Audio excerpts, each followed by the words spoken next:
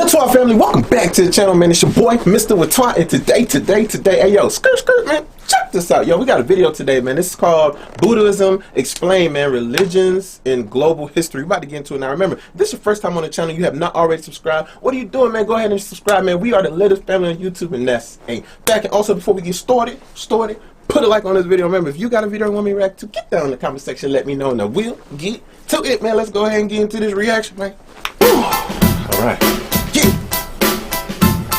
Alright, Buddhism Explained, a world history production. Let's get into it. See what Buddhism. Hey guys, welcome to Hip Hughes History, World History Edition. This time, guys, we're going down the road and we're doing a little bit of the Buddhism. I don't care if you're a kid in school, a lifelong learner, or cray-cray on the internet. We're going to do the basics for you right now as we go ahead and do the giddy up for the learning. Wow. So let's go get her done right now. Let's get into it. The very basics, okay. Let's get into it. See what this is about. Alright guys, before we talk about Buddha himself, his name is going to be Siddhartha Gautama. We're going to talk a little bit about Buddhism and Generalities. And many people don't consider Buddhism a religion. Some do, but some don't. And if you've watched the Hindu lecture, you should go watch that lecture, you learn that Hindus try to find the Dharma in their life, the way of living their life according to principle. Everyone has their own Dharma, their own path. And some people consider Buddhism itself to be a Dharma, a way, a teaching, and it's much less focused Buddhism on is the exterior. Fourth largest religion in the world. Monotheistic or polytheistic. They're not talking about gods or goddesses. They're talking about you. They're talking about what you can do to free yourself, to find enlightenment, to what they call nirvana. And we'll talk about that in a moment. Nirvana. But we have the year at about 563 BCE. And you have to remember that a lot of these stories are passed down. They could be nonfiction. They might some be fiction. But they are legends that are believed by people who follow this faith. And Siddhartha Gautama, and I could be mispronouncing it just a little bit, was born in Nepal. Nepal is in northeast India, up there in the mountains, Himalayas, and he is born to a noble Hindu family, shout out to all the Indians, a king man. and a queen. And his mother has a dream that his birth is going to be the coming of a great one, of an enlightened human being, of somebody who's going to be either a great ruler, if he stays home, or a great spiritual leader if he leaves the home. So his daddy, King Daddy, really wants him to stay home because he wants him to be the emperor, the king, the ruler. So for the first half of his life, Siddhartha is going to stay home. His dad's going to make him stay home. He's going to be insulated. Every whim, every desire, every pleasure is given to the guy. He gets married, even has a son. But then he makes 4 trips at the age of 29. And the legend is that on each one of these trips, he sees something that bugs him out a little bit, because you have to remember, he has never seen misery. The guy's living like a prince, literally. So the first time he goes out, he sees an old man. And the second time he sees a sick man. And the third time he sees a dead body, a corpse. And the fourth time he sees like a happy guy begging for change, somebody who looks really happy but really poor. And he puts together this story that, oh my goodness, everybody gets old, everybody gets sick, everybody dies, and that some people are still happy knowing all of these terrible things are gonna happen.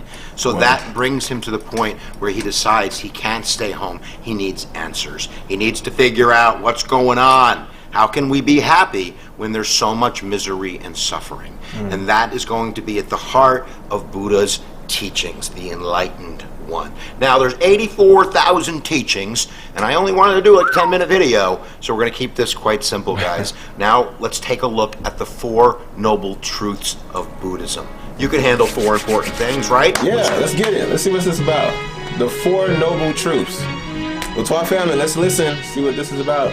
Alright, before we do the 4 noble truths, I don't want you to think that Buddha left the palace and he found a rock and it said 4 noble truths on it. He had to figure it out for himself. That's at the heart of Buddhism. You gotta do it yourself. No one's gonna do it for you. It's your life, it's your enlightenment, it's your cycle of reincarnation. They believe in reincarnation, but they don't believe in a caste system. This attracted a lot of laborers and the poorer classes to Buddhism because you could reach nirvana no matter what your wealth was. Anybody could do it. Nirvana. But Buddha, when he left that palace, first had to figure out things for himself. And he tried going to gurus and talking it out and debating and wandering the hills. He tried fasting, not eating food, and seeing if that would lead him to some kind of enlightenment. And eventually he found it in meditation, in a fig tree at Gaya. And this famous fig tree is where supposedly Buddha meditated for 49 days, and then a big light bulb went over his head, and now he figured it out. He's enlightened. 49 days? Wow. And he's going to come up with 4 noble truths. And the 4 noble truths are key to Buddhism. And the first one is dukkha. And dukkha basically means that you understand that everything in life is basically craving and suffering. That at the root of everything, we're all suffering because we want. Buddha said that the key to a happy life was wanting what you had and not wanting what you didn't have. So that's the first noble truth, is understanding dukkha. And then the second one is understanding where that originates from. That's samudaya. And what that means is that you understand that suffering comes from you wanting stuff. That nothing is permanent. Everything is non-permanent. So as soon as you're like, I really want that gum. Oh, I need that gum. And you get the gum, then the gum's gone, and you want something else.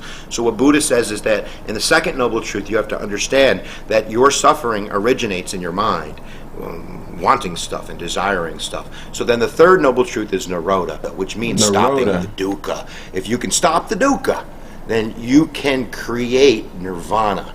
And that means once you've reached nirvana, you don't have to keep coming back to this miserable place. Nirvana, because the idea is when you want something, when you need something, I'm just taking notes, that guys. creates karma. And that karma is what keeps you trapped in this reincarnation cycle. So that's the third noble truth, is realizing that you have to stop all of this madness. And the fourth noble truth is magga. And magga means that there is a pathway to doing this. And this eightfold pathway is the next thing we're going to look at, which is the fourth noble truth. And I'll give you a hint. It's not too hot. It's not too cold. It's just right. Wow, so that was the 4 noble truths, okay, to get to nirvana. So this is called the middle way. That's why I said it's not too hot, not too cold. It's called the Eightfold Path, or the middle way, finding the right way through this life to reach nirvana, enlightenment. And like the Hindus, they believe it's possible to break this cycle.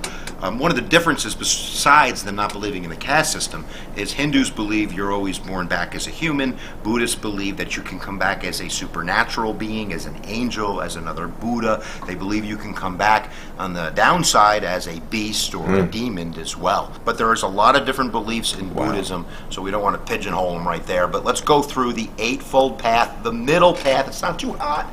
It's not too cold. It's the middle path, the middle way between your desire and your suffering. In order to break that, they all start with the word right. Number 1 is right understanding, and that means understanding the 4 noble truths. Right thought. But you have to be able to control your mind. Buddhists sometimes say that we have monkey brains, and that we aren't the thoughts that flash in our minds. That in order to be a good Buddhist, we have to have determination and resolve in our faith and in our way. Right speech. You can't be degrading people. You can't be, slandering and gossiping and lying. That will create bad karma, and that's not good. Number 4 is right conduct, which means you have to be nonviolent. You have to be a good person. Okay. The next one is a right means of making a living. They don't believe that we should be in any type of profession that brings pain and suffering or violence to other creatures. And then we have number 6, right mental effort. And this means the ability not only to be aware of your mind, but to control it by eliminating negative thoughts. That's a big one in Buddhism. You can't be a monkey brain and just be thinking negative things all day, because that's going to propel you into misery and suffering and want. And then we have number 7, right mindfulness, that we need to be aware of our state, our feelings, our physical body, our mental state, and be in touch with ourselves. You have to know your feelings, guys. And then we have number 8, right concentration. Buddhism is really, at the end of the day, about meditation, about learning how to control your mind in order to clear it through your breathing and your visualization techniques in order to come to your own truths, your own understandings, once again, your own nirvana. Now, all Buddhists, and you have to remember that Buddhists just aren't in India. Buddhism travels through the centuries. It's going to make its way to China, Japan, Korea. It's all over East Asia. It's the most widely spread religion in East Asia. But at the end of the day, all Buddhists say a prayer to the 3 jewels, the 3 cornerstones of Buddhism. I take refuge in my Buddha.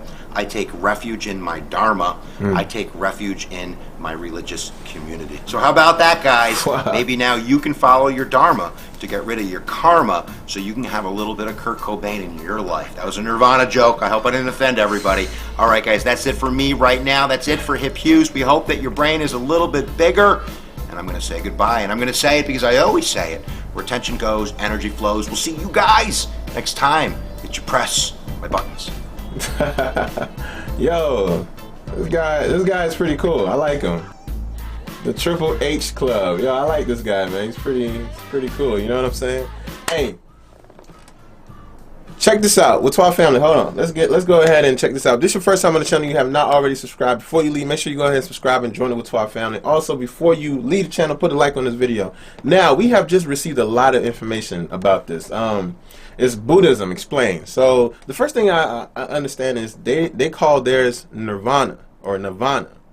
So that is the place that you want to go. It's kind of like in Islam with Jannah, and then in Christianity with heaven, you know. And then it's the same thing, like, you know, when they were talking about the four corners of what people go through and what people have to stay by. And the one that caught my attention was, hold on, I took my notes. The one that caught my attention was Magna or Maga. That was the one, the pathway, being on the right path. That's the same thing with Islam when they say being on the right path. That's the same thing with Buddhism. They have their thing called Maga, which is being on the right path. And the same thing with Christianity when they saying to stay in the light, being on the right path. So it seems like everything is somewhat in the same form as far as being in the same beliefs. Now with Buddhism, I think Buddhism is kind of cool, especially when they're saying that you can come back as being, you know, reincarnated as another person, and also they have a strong faith in reincarnation.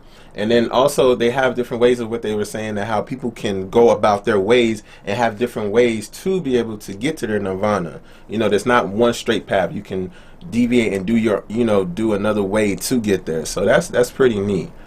I'm gonna tell you right now, Whaatwaa family, I think we're gonna have to watch more videos on Buddhism. I feel like this video was good, but I want to find out another video that's more in depth. So Whaatwaa family, if you have another video on Buddhism that's more in depth that we can watch, put it down in the comment section. Put the link down in the comment section. I will check it out. And also remember, guys, if this is your first time on the channel, like I said before, and you have not already joined the Whaatwaa family, what are you doing? Subscribe, join the Whaatwaa family, and before you leave, put a like on this video. Remember, guys, I will see you tomorrow. Why? Because I post videos every day. So please take care. See you later.